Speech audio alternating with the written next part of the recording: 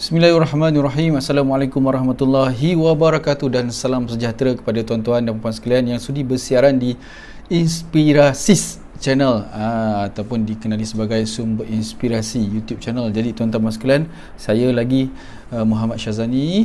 Okey, sekali lagi ingin berkongsi kepada anda semua berkenaan tentang topik pada kali ini, iaitu berkenaan tentang fokus ataupun konsentrasi dan sebagainya. Jadi tuan-tuan dan sekalian, kami terasa ingin berkongsi berkenaan tentang fokus ini adalah kerana kita melihat bahawasanya tuan-tuan dan sekalian, kan hari ini, kehidupan hari ini, bila kita yang menghadap handphone dan sebagainya, fokus kita itu lama-lama sudah makin pudar. Sebab kita punya paparan di telefon itu semakin berubah, semakin cepat berubah. Sebab sekarang, dulu video itu panjang, ataupun sekarang ni dah ada video seminit, kurang daripada seminit, 10 saat. Ini menyebabkan kita cepat scroll. Jadi tuan-tuan dan puan sekalian, itu antara kelemahan atau kekurangan perkara tersebut.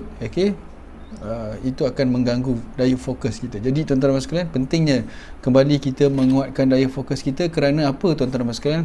Kerana orang yang mempunyai daya fokus ataupun dia melatih daya fokus dia, pertama antaranya adalah dia akan sentiasa, minda dia akan sentiasa cergas ataupun bersedia bila dia sentiasa melatih fokus. Ini anda perlu tahu. Jadi antaranya lagi, kalau orang yang melatih fokus ni, daya ingatan dia tentulah sangat bagus. InsyaAllah orang yang fokus ni, kebiasaannya apa bidang yang dia ceburi, insyaAllah dia akan cemerlang. Ini orang yang fokus, sentiasa melatih fokus.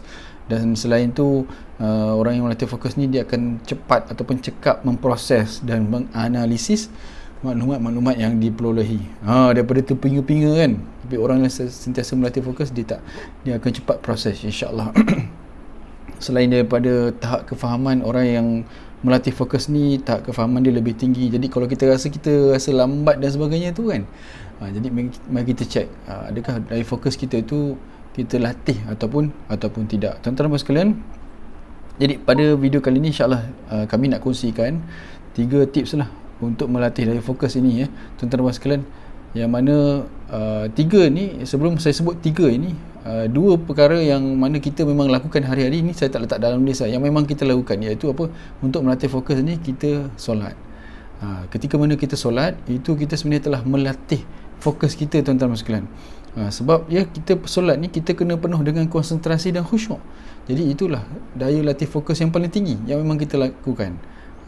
Tuan-tuan sekalian, yang mana kita boleh hayati setiap makna ayat surah yang kita baca dalam solat. Dan malah kalau kita rasa kita tak boleh solat dengan aman kan, sebab mungkin suasana pejabat ke, suasana tempat kerja ataupun mana-mana, kita boleh praktikkan lebih khusyuk ketika mana kita solat tahajud, insyaAllah. Jadi itulah bukan pertama, ini tak termasuk dalam list yang memang kita lakukan hari-hari untuk latih fokus, solat dan juga baca Al-Quran. Bila kita baca Al-Quran, kita hayati apa maksud yang tersurat dalam pembacaan Al-Quran kita. Jadi teman-teman sekalian, pentingnya kita tahu benda berkenaan tentang fokus dan konsentrasi ni. Sebab saya sebut tadi, banyak halangan-halangan yang berlaku dalam kehidupan kita ni yang mengganggu konsentrasi kita. Jadi kita tak nak daya konsentrasi fokus kita tu makin berkurangan, tuan-tuan sekalian. Jadi kemudian insyaAllah 3 tips yang kita boleh lakukan, iaitu yang pertama, kita boleh ada orang kata mungkin benda ni pelik, tapi tuan-tuan sekalian boleh praktikkan. Iaitu ketika waktu malam, tuan-tuan boleh tutup lampu mungkin di sekitar rumah tuan-tuan, dan pasang sebatang lilin, dan duduk jarak lebih kurang 1 meter. Jangan dekat sangat, beri jarak 1 meter, dan kemudian konsentrasikan pandangan kita tu pada lilin tersebut selama, mungkin kita pada awal ni kita letak 10 minit, kemudian kita, kalau boleh, kita jarakkan lagi mungkin kepada 30 minit. Tapi tuan-tuan sekalian, pastikan anda betul-betul berada dalam keadaan selamat untuk lakukan teknik ini, yang mana ini sangat berbahaya. Kalau berisiko boleh kebakaran dan sebagainya. Jadi pastikan tidak ada kain, tidak ada benda-benda yang boleh mengundang kepada kebakaran bila anda melakukan teknik ini. Yang mana tuan-tuan sekalian, jarakkan diri anda yang sesuai. Kalau rasa mata anda sakit berair, mungkin anda tak sesuai untuk lakukan tips ni. Tapi kalau anda rasa sesuai, boleh jarakkan dan fokus kepada lilin tersebut. Jadi ini antara teknik yang pertama. Yang kedua, kita letakkan segelas air di depan kita. kemudian kita pejam mata kita sambil bayangkan segelas air tadi betul-betul berada di depan kita, yang memang wujud. Jadi jadi kemudian bila kita dah bayangkan, kita cuba pertahankan pula bayangan tersebut selama yang boleh. Kalau kita rasa macam terganggu, kita buka balik, kita bayangkan, kita tengok balik segelas air tu, kemudian kita tutup mata, kita bayangkan semula selama yang boleh. Itu tips yang kedua. Yang ketiga, tuan-tuan dan puan sekalian,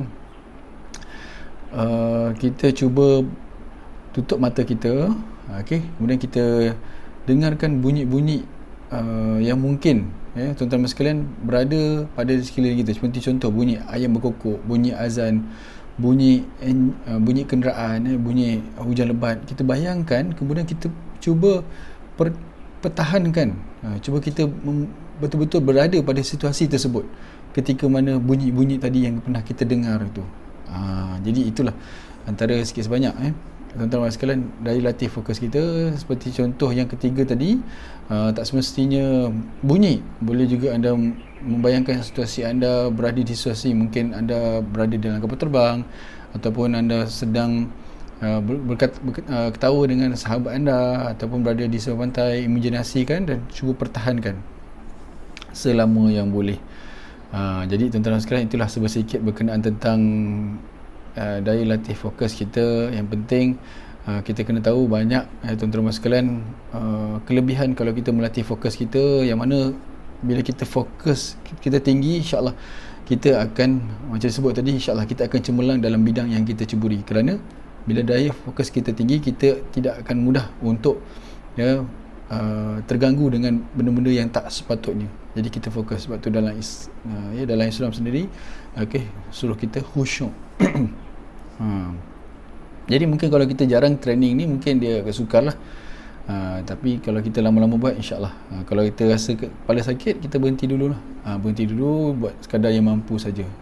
Tapi jangan ditinggalkan terus. Tuan-tuan dan sekalian, jadi itulah antara orang kata apa, benda yang penting, tips-tips yang boleh kita amalkan, insyaAllah, terutamanya untuk diri saya sendirilah, untuk diingatkan. Jadi itulah tuan-tuan sekalian. Selain daripada itu, kalau kita melatih fokus ni, kita meningkatkan daya otak kanan kita lah. Yang mana daya otak kanan kita ni, tuan-tuan sekalian, dia akan menghasilkan daya kreativiti yang tinggi. Dan kita akan insyaAllah lah, kalau kita melatih daya otak kanan kita, gerak hati kita tu insyaAllah baik, kita akan berkemampuan menghasilkan idea-idea yang berkualiti, yang unik dan berkualiti. Dan juga kita akan kelihatan pintar dan berkebolehan bila kita menyelesaikan masalah dengan cara yang agak berbeza dan unik dan bagus, yang berbeza dengan orang lain. Jadi sedikit itu sahaja berkenaan tentang daya fokus dan konsentrasi yang kita kena perhatikan pada zaman sekarang ni. Dan itulah kita punya kelebihan-kelebihan yang kita mungkin boleh kita ambil tahu, dan juga cara-cara bagaimana untuk kita meningkatkan daya fokus dan konsentrasi kita. Yang mungkin yang boleh saya ingat sekali lagi, iaitu hari-hari kita solat, hari kita mengaji. Jadi inilah dua perkara yang memang kita akan melatih daya fokus kita dengan sangat baik. Yang tiga tips lagi tu, itu hanya sekadar teknik sahaja yang mungkin anda boleh ikut kalau anda rasa selesa. Jadi sekian saja daripada kami di laman Sumber Inspirasi YouTube channel ataupun Inspirasis. Jadi untuk pengetahuan anda semua, sekali lagi kami ingatkan bahawa anda boleh dengarkan video ataupun audio zikir terapi yang tertera di dalam kita punya mungkin di description ni, nanti admin akan letakkan. Dan juga bagi anda yang nak daftar ataupun dapatkan sertifikat NLP, boleh hubungi ataupun PM link page Facebook yang tertera di bahagian description. Jadi sekian saja daripada kami di tim Inspirasis. Kita jumpa lagi. Assalamualaikum warahmatullahi wabarakatuh. Semoga anda semua bahagia, sentiasa berjaya di dunia dan juga di akhirat, insya-Allah.